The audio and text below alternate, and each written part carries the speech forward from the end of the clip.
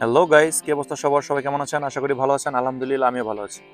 আজ আমি আপনাদেরকে আপডেট দিব ইউরোপের একটি দেশ, সেটা হচ্ছে নর্থ মেসিডোনিয়া। বাট সেটা ইউরোপীয় ইউনিয়নভুক্ত না এবং সেনজনভুক্ত না। এটা নিয়ে আমাদের অনেক ডাউট আছে। বাট আমি আমার এই নর্থ মেসিডোনিয়ার নিয়ে 3টি সিরিজে একটা ছোট আকারের ভিডিও দিব। আজকে সেই সিরিজের প্রথম পার্টটা আপনাকে আমি বলবো।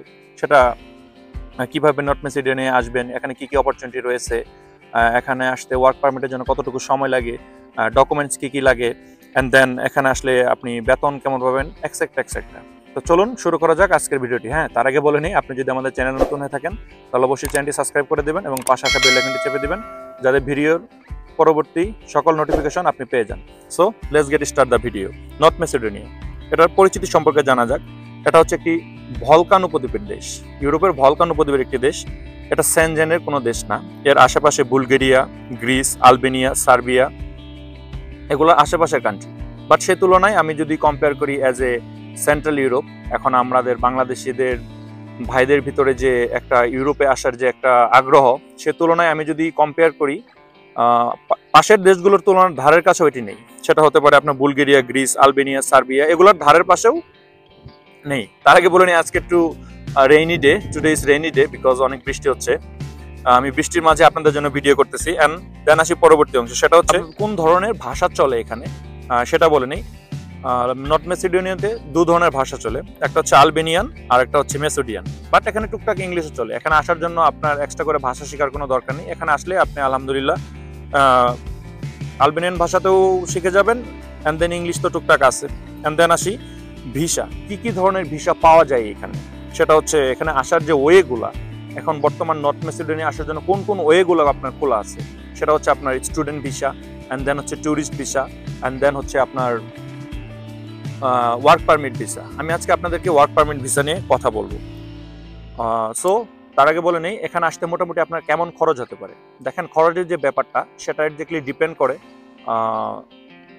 এজেন্সির উপর। বিকজ আমরা বাংলাদেশ থেকে যারা এখানে আসি তারা কেউ নিজেরা আবেদন করে আসি না। আমরা বেসিক্যালি আপনার কোনো একটা এজেন্সির মাধ্যমে নিয়ে তারপর আমরা এখানে আসি। এজেন্সি ভেদে সেটার খরচটা ভিন্ন হতে পারে। বাট আমি বলে রাখবো, সেখানে 5, কোনো এজেন্সি 6, কোনো এজেন্সি 7, এরকমই। বাট অ্যারাউন্ড 5 থেকে 7 লাখের মধ্যে হয়ে যায়।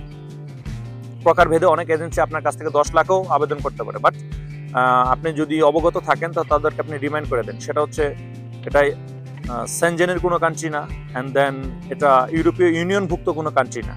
সো সেক্ষেত্রে এখানে খরচটা কম হওয়ারই কথা। এটা বেসিক্যালি একটা ধারণা। আপনি এইভাবে তাদেরকে রিমাইন্ড করে দেন, তারপর আপনি কন্ট্যাক্টে যান। এখানে কোন কোন কাজের চাহিদা বেশি, এখানে কি কি কাজের চাহিদা রয়েছে সেটা নিয়ে কথা বলা যাক। সেটা হচ্ছে বাংলাদেশ থেকে যারা আসে তারা মোটামুটি factory job, and then warehouse, and then restaurant, and then cleaning, and then shopping mall, and then construction, and then agriculture, and then farming. এই সব কাজেই মোটামুটি বাংলাদেশ থেকে কর্মীরা আসে এখানে। বাট আমি আপনাদের একটা কথা বলিনি, এখন যে রিমোটটা চলতেছে সেটা হচ্ছে নর্থ মেসিডোনিয়ায় নাকি সরকারিভাবে লোক নিচ্ছে। আমি আমার ভিডিওর দ্বিতীয় অংশে আপনাদেরকে বলবো এটা সত্যটা কতটুকু একজ্যাক্টলি, আসলেই আদৌ সরকারের সাথে কোনো কন্ট্রাক্ট হয়েছে কিনা, আমি এ বিষয়ে আপনাদের সঙ্গে কথা বলবো আমার ভিডিও পরবর্তী অংশে। তো চলুন আসা যাক factory job, warehouse, restaurant, cleaning, shopping mall, construction, agriculture, farming, এইগুলোই মোটামুটি বেসিক্যালি আপনি এখানে আসলে পাবেন। অ্যান্ড দেন আসি তার পরবর্তী অংশ, সেটা হচ্ছে আপনি যদি এখানে আসেন তো আপনার স্যালারিটা কেমন হতে পারে। দেখেন, 622 ইউরো, সেটা হচ্ছে একটা গভর্নমেন্টের সর্বনিম্ন স্কিল বেতন। বাট সেটা কি আপনি বা আমি পাবো না, সেটা কখনোই না। সেটা as a skill worker 622 euro. And then Bangladesh থেকে আসলে আপনি এখানে কত টাকা ইনকাম করতে পারবেন, বেসিক্যালি এটা আপনার আমার মনে একটা ধারণা থাকে। সেটা হচ্ছে আমি আপনাদেরকে বলবো সেই ক্ষেত্রে মোটামুটি 450, 600 বা 650 ইউরো। বাট সেটা কাজের কোয়ালিটির উপর ডিপেন্ড করে। আমি বলবো মোটামুটি বাংলাদেশ থেকে এখন যারা নর্থ মেসিডোনিয়া আসতেছেন তারা মোটামুটি 450 থেকে 500 ইউরোর কন্ট্রাক্টে আসতেছেন। তো এখানের একটা বিষয়, আপনি যদি কম্পেয়ার করতে যান ইউরোপের অন্যান্য যে কান্ট্রিগুলো আছে সেগুলোর সাথে, সেই অনুসারে এটার বেতনটা অনেক কম। অ্যান্ড দেন আসি ফাইল সাবমিট করলে কত দিনে আপনার ওয়ার্ক পারমিটটা লাগে। এখানে মোটামুটি গভর্নমেন্ট অনুসারে মোটামুটি আপনার 40 থেকে 60 দিনের ভিতরে হয়ে যাওয়ার কথা। বাট এটা ডিপেন্ড করে আপনার যে এজেন্সি বা আপনার যে কোম্পানি তার উপর। আপনার এজেন্সি যদি ভালো হয়, তারা যদি ভালোভাবে কাজ করতে পারে, তাহলে খুব অল্প দিনে আপনি ভিসা পেয়ে যাবেন। এনআসি এখানে টিআরসি পেতে কতদিন লাগে সেটা মোটামুটি একটা ডিফারেন্ট স্টোরি। বাট মোটামুটি টিআরসি পেতে আপনার 21 দিনের ভিতরেই টিআরসি দিয়ে দেয়, সেটা কোম্পানি দিবে আপনাকে। যদি আপনার কোম্পানি ভালো হয় তাহলে খুব অল্প দিনে আপনাকে টিআরসি দিয়ে দিবে। অ্যান্ড দেন পার্মানেন্ট রেসিডেন্টের যে ব্যাপারটা, সেটার বিষয় আসি। সেটা হচ্ছে আপনি মোটামুটি 3 বছর এখানে লিগেল ভাবে থাকলে, কোনো প্রকার ক্রাইম বা এদেশের যে গভর্নমেন্ট যে লগুলা, এগুলোর কোনো একটা ব্রেক না করলে আপনি 3 বছর পরে আপনার পার্মানেন্ট রেসিডেন্টশিপের জন্য আবেদন করতে পারবেন। অ্যান্ড দেন আসি যে আপনার কি কি ডকুমেন্টস লাগতে পারে। ডকুমেন্টসের যে বিষয়টা ভাইয়া, সেটা হচ্ছে মোটামুটি একটা পাসপোর্ট, অ্যান্ড দেন আপনার 4 কপি পাসপোর্ট সাইজের ছবি, অ্যান্ড যে বাদ বাকি police clearance, man power, everything, এগুলো আপনার এজেন্সি আপনাকে দিবে। এগুলো নিয়ে আপনার টেনশন করার কোনো কারণ নেই। সো ওভারঅল এটা ছিল একটা প্রাথমিক ধারণা মেসিডোনিয়া সম্পর্কে। এখন আসি আপনার বা আমার মতামত বা আমার অপিনিয়ন, আপনার কি এখানে আসা ঠিক হবে কিনা সে ব্যাপারে। দেখেন ভাইয়া, আপনি 6-7 লাখ টাকা 10 লাখ টাকা খরচ করে নর্থ মেসিডোনিয়া এসে 450 বা 400 ইউরোতে আপনি কাজ করবেন, একবার আপনি আগে ভাবুন। আপনার হাতে আরো অন্য অনেক ভালো অপশন থাকে বা আছে। আপনি সেগুলো সার্বিয়া হতে পারে, সেটা ক্রোয়েশিয়া হতে পারে, সেটা রোমানিয়া হতে পারে। বাট এটা যদি আপনাদের চয়েসের কান্ট্রি হয়, সেক্ষেত্রে আমি বলবো যে আসার আগে একবার ভাবেন। আপনি 8 থেকে 10 লাখ টাকা খরচ করে এখানে আসবেন, সেটা ইউরোপের সেনজেনভুক্ত কোনো দেশ না, ইউরোপের ইউনিয়নভুক্ত কোনো দেশ না, এটা একটি ভলকানের উপদ্বীপের দেশ। তো সো এখানে আদৌ সেটা আপনি ইউরোপের যে সেনজেনভুক্ত যে দেশগুলোতে যেরকম সুযোগ সুবিধা, সেটা সেখানে পাবেন কিনা, সেটাও একটা প্রশ্ন থাকতে পারে।